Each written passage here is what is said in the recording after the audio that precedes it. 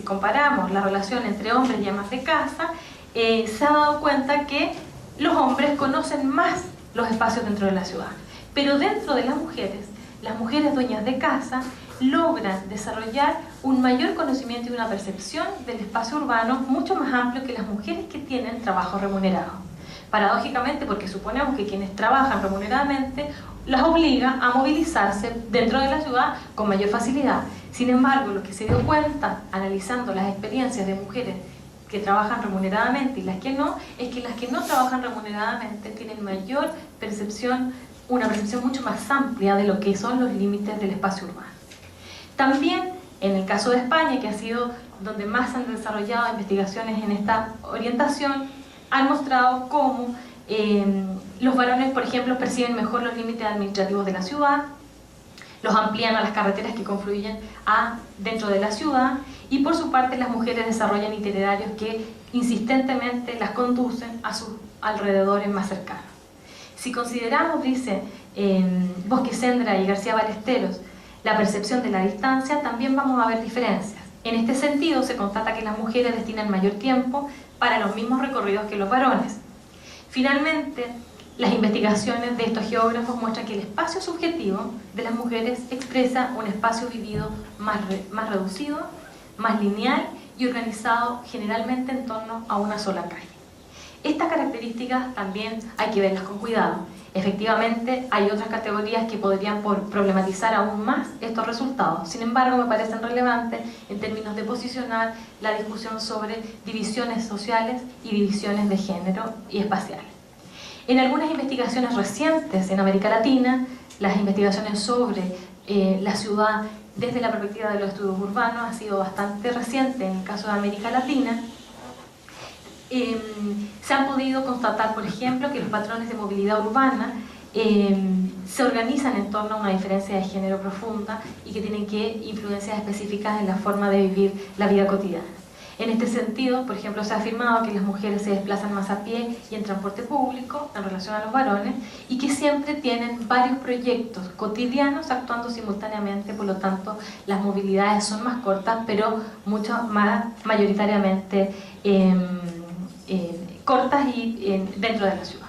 Asimismo, en un día laboral, la población femenina tiene la mitad del tiempo libre respecto de los varones, quienes trabajan 2 horas menos en ellas en promedio, y en un día no laboral las mujeres trabajan el doble de ellos. Investigaciones, por ejemplo, los de Ana Falú, Reiniero, More y Irene Molina son algunos ejemplos desde Latinoamérica para posicionar estas discusiones. En cualquiera de estos casos, el principal efecto que tiene en la vida de las mujeres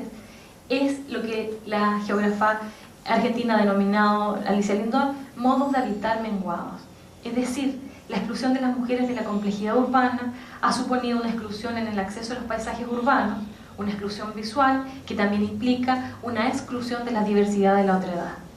a la multiplicidad de encuentros, a las experiencias propias dentro de la urbe, lo que efectivamente ha generado barreras simbólicas, operando simultáneamente muchos mecanismos para demarcar los usos de la ciudad.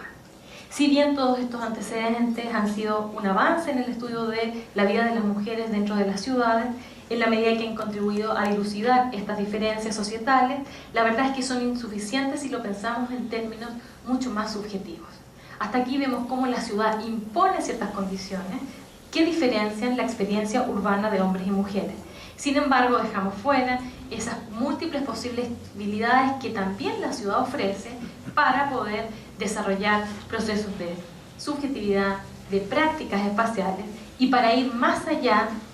de esta visión del espacio como un espacio contenedor, un espacio que determina, una ciudad que define finalmente los movimientos urbanos.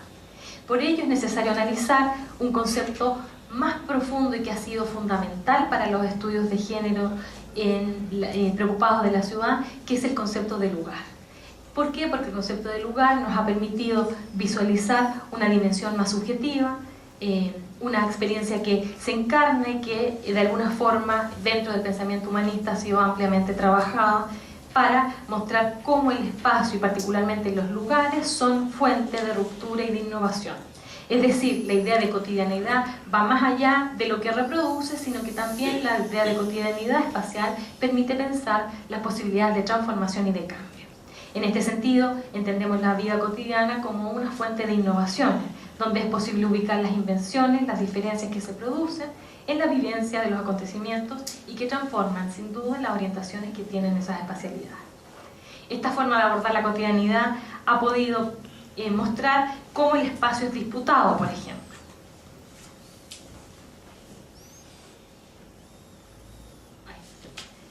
Cómo el espacio puede ser concebido como un espacio de disputa. Ahí sí, América Latina tiene ejemplos de investigación bastante desarrollados, sobre todo en la década de los 70. La gestión del hábitat popular, por ejemplo, la gestión de la cotidianidad barrial han sido elementos que han permitido, por ejemplo, relacionar esas demandas, entre comillas, tan femeninas en algunas décadas como se han permitido vincular a esto que Lefebvre denominaba el derecho a la ciudad.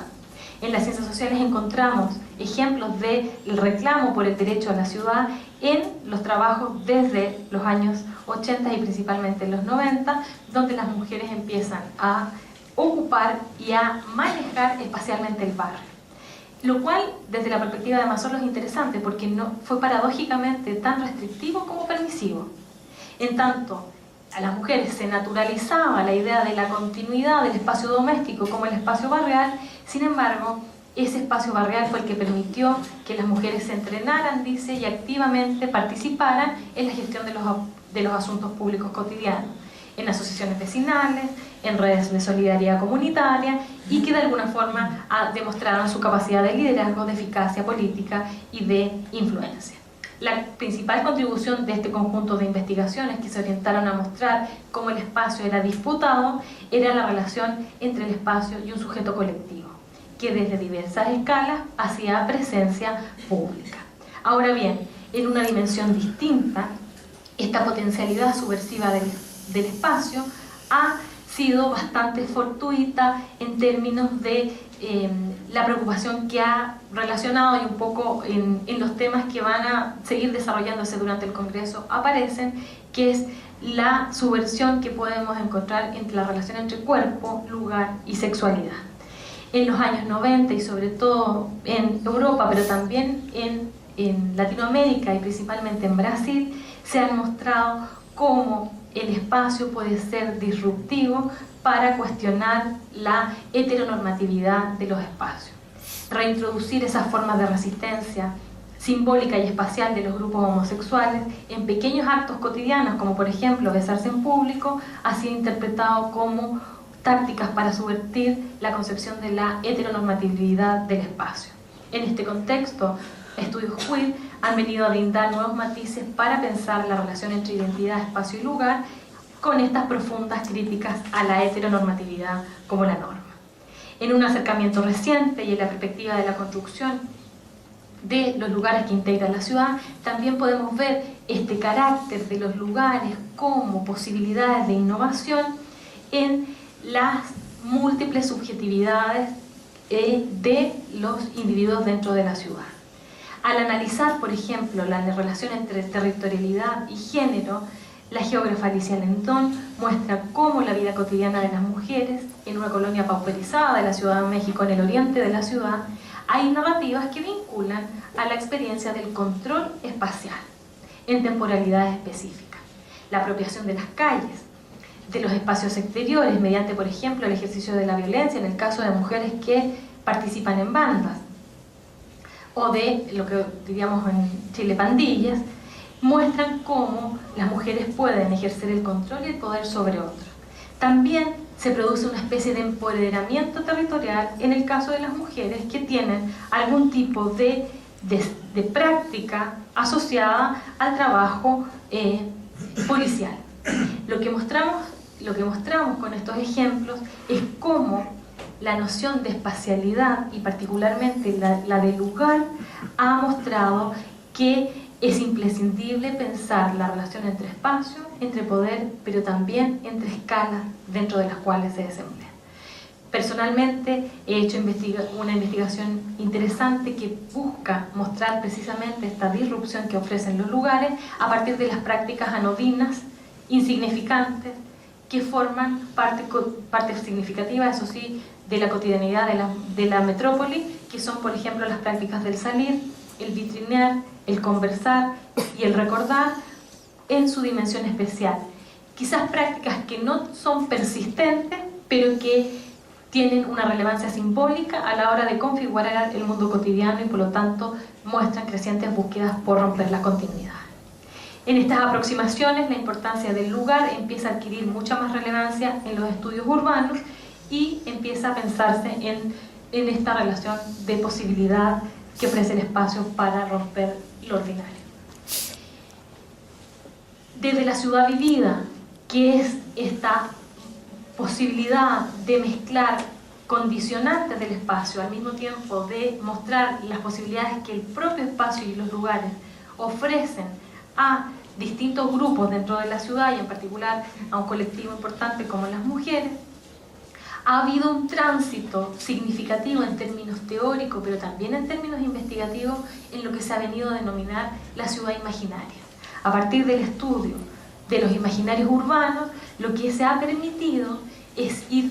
no solo modificando objetos de investigación, ya no solo la movilidad cotidiana, ya no solo cómo el espacio puede representar estas posibilidades de irrupción, sino que también se ha pensado cómo la ciudad es posible de pensarse como una construcción imaginaria. Lo que se ha afirmado es que cualquier proceso que se dé en la ciudad vivida inevitablemente se relaciona con una concepción del espacio representado o el espacio imaginado. Desde esta perspectiva, ya no se considera tanto la materialidad del espacio, sino que se consideran otros procesos como las emociones, los sentimientos, los sueños, los miedos, los deseos que configuran y son sostenedores de muchas de nuestras propias experiencias urbanas. En esta línea argumental, el espacio existe, se sostiene solo y a través de las percepciones. Y por lo tanto, los autores y las autoras han llevado a sostener la multiplicidad de los espacios vividos, la superposición de estas percepciones y han mostrado cómo, en algunos estudios, la condición imaginaria del espacio y de la ciudad ha sido un camino analítico para introducir las referencias a el género dentro del sentido del lugar, el paisaje, la violencia y el miedo. La interpretación, por ejemplo, del paisaje y el entorno urbano ha permitido establecer la relación estrecha entre lo interior y lo exterior. Esta ruta analítica ha mostrado cómo la producción de los significados se da inmediatamente en relación entre lo doméstico y lo público, por lo tanto no serían dos oposiciones tan separadas. Lo que es altamente interesante, pues frecuentemente los trabajos de investigación lo que han hecho cuando se piensa en la ciudad es pensar que la casa y los espacios domésticos no son parte de la ciudad. Por lo tanto, también hay una ruptura fundamental en eso. Es decir, cómo cuando se piensa en los estudios urbanos se deja fuera una parte constitutiva de las ciudades que son los espacios domésticos, donde también se configuran relaciones de poder de las más fuertes y de las más significativas a la hora de analizar los procesos urbanos y sus efectos. En esta línea de argumentación, por ejemplo, hay estudios de algunas australianas que han utilizado las novelas para poder analizar la relación entre paisaje, urbano, interior y exterior.